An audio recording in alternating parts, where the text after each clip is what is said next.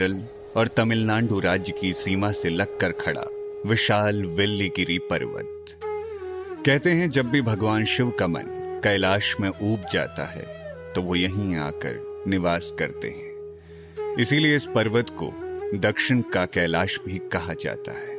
और इसी वेल्लीगिरी पर्वत की तलहटी में बसा है एक छोटा सा खूबसूरत शहर कोयम्बतूर।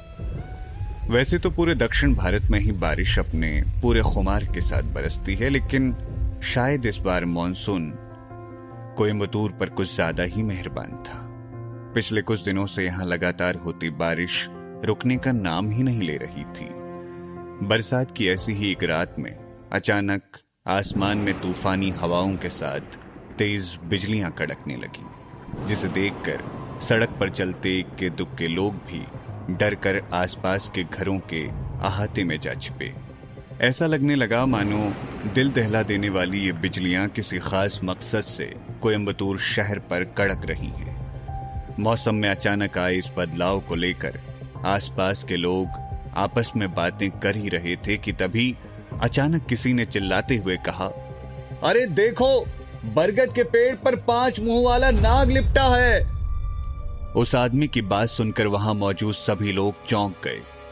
तभी भीड़ में से किसी दूसरे आदमी ने हंसते हुए कहा, अरे भाइयों, लगता है आज इसने फिर से चढ़ा रखी है। आज के जमाने में एक मुंह वाला नाग दिखाई नहीं देता और इसे 5 मुंह वाला नाग दिखाई दे रहा है। उस दूसरे आदमी की बात सुनकर वहां खड़े सभी लोग ठहाका मारकर हंसने लगे, लेकिन तभी अचानक आसमान में एक जोरदार धमाके के साथ बिजलियां कड़की और उस बिजली की रोशनी में बरगद के पेड़ पर लिपटा हुआ 5 मुंह वाला दिव्य नाग साफ साफ दिखाई देने लगा। हालांकि उस पुराने बरगद के पेड़ की सबसे ऊंची डाली पर लिपटा हुआ वो नाग जख्मी था और उसके 5 फनों से टपकता हुआ खून उस बरगद के फलों में रिस रहा था, लेकिन फिर भी अपने 5 फन गर्व से फैलाए तकरीबन 20-22 फुट की लंबाई वाला स्याह काले रंगों का वो 5 फनों वाला नाग देखने वालों को दूर से ही अपनी दिव्यता का अनुभव करवा रहा था। अपने सामने का नजारा देख वहां मौजूद लोग उस बरगद के पेड़ के नीचे इकट्ठे हो गए। उनमें से कुछ तो उस 5 मुंह वाले नाग को देखते ही घुटनों के बल बैठकर उसकी दिव्यता को प्रणाम करने लगे, तो वहीं कुछ नौजवान उस नजारे को अपने कैमरे में कैद करने के लिए मोबाइल फोन ढूंढने लगे। लेकिन इससे पहले कि वो लोग आंखों को अचंभित कर देने वाले उस नजारे को अपने कैमरे में कैद कर पाते, वो दिव्य नाग एक छोटी सी दिव्य ज्योति में तब्दील हो गया।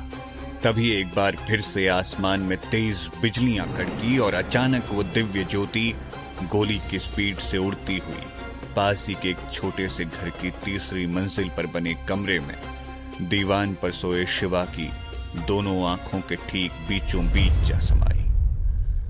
शिवा का शरीर पिछले 2 सालों से कोमा में था और इस दौरान उसकी हालत में किसी भी तरह का कोई सुधार नहीं हुआ था, लेकिन जैसे ही वो दिव्य रोशनी शिवा के शरीर में समाई तो उसके शरीर में हल्की हल्की हलचल होने लगी और वो कोमा से बाहर आने लगा।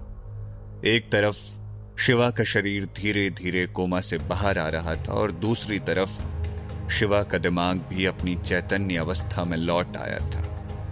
भले ही उस वक्त शिवा उठकर खड़ा नहीं हो पा रहा था, लेकिन फिर भी वो अपने आसपास होने वाली हर गतिविधि को महसूस कर पा रहा था। उसने मन ही मन खुद से कहा, क्या मैं सच में फिर से धरती लोक पर लौट आया हूं? यह कमजोर और निर्जीव सा शरीर क्या सच में ये मैं ही हूं? लेकिन मैं तो बहुत समय पहले कोमा में चला गया था। खुद से मन ही मन सवाल करते हुए शिवा को धीरे धीरे सब कुछ याद आने लगा। 2 साल पहले अपने कॉलेज का एंट्रेंस एग्जाम देकर लौटते वक्त वो एक ट्रक से टकरा गया था और तब से उसका शरीर कोमा में था। उस एक्सीडेंट की वजह से शिवा का शरीर तो कोमा में चला गया था, लेकिन साथ ही साथ उसकी कुंडलिनी शक्ति भी जागृत हो गई थी और उसकी आत्मा उसका शरीर छोड़कर भटकते हुए नागलोक तक जा पहुंची थी। वहां नागराज तक्षक ने उसे संभाला और अपने बेटे की तरह न केवल उसकी आत्मा का रक्षण कर उसे एक नाग का शरीर दिया, बल्कि इन 2 सालों में शिवा की आत्मा को 2000 साल की तपस्या का फल प्राप्त करके ब्रह्मांड की सारी शक्तियां अर्जित करने में उसकी मदद भी की। और एक दिन जब शिवा भगवान शेषनाग से वरदान पाकर नागलोक का परम प्रतापी सम्राट बन गया तो उसके साथ कुछ ऐसा हुआ जो उसने सपने में भी नहीं सोचा था। नागराज तक्षक ने धोखे से शिवा के नाग शरीर की बलि दे दी। अपना नाग शरीर खोते ही शिवा की आत्मा फिर से मुक्त हो गई और तब जाकर शिवा को नागराज तक्षक के असली मकसद के बारे में पता चला। दरअसल एक प्राचीन भविष्यवाणी के अनुसार यह तय था कि जो कोई भी स्वर्ग, पाताल और नागलोक के तीनों सम्राटों की बलि चढ़ाएगा वो सारे ब्रह्मांड का स्वामी बन जाएगा और इस सृष्टि में कोई भी उसे हरा नहीं पाएगा। इसलिए नागराज तक्षक ने शिवा से पहले भी इस तरह 2 और शक्तिशाली आत्माओं को ढूंढकर उन्हें नाग शरीर दिलवाया। उसके बाद शिवा की ही तरह अपनी देखरेख में उन्हें स्वर्ग और पाताल लोक का सम्राट बनाकर उनकी बलि चढ़ा दी। हालांकि नागराज तक्षक अपने मकसद में कामयाब तो हो गया था, लेकिन नाग शरीर से मुक्त होते ही शिवा की आत्मा अपनी सारी शक्तियों के साथ फिर से धरती लोक लौट आई और अब वो शिवा के शरीर में प्रवेश कर चुकी थी। नागराज तक्षक की याद आते ही शिवा का मुंह कड़वा हो गया और उसके अंदर गुस्से की आग जलने लगी। उसने मन ही मन खुद से वादा करते हुए कहा, नागराज तक्षक,